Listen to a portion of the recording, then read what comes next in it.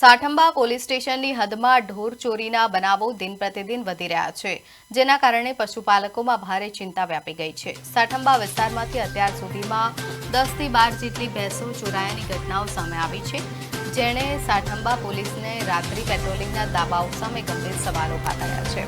તાજેતરમાં સોમવારે રાત્રે સાઠંબા ગામના અમીરપડી વિસ્તારમાં રહેતા ખેડૂત પટેલ કાળાભાઈની ઘર પાછળ વાડામાં બાંધેલી ₹45,000ની કિંમતની ભેંસ ચોરો ઉઠાવી ગયા છે।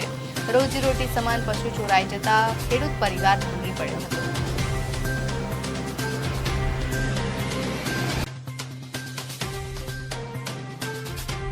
આમીનફળીમાં રહું છું।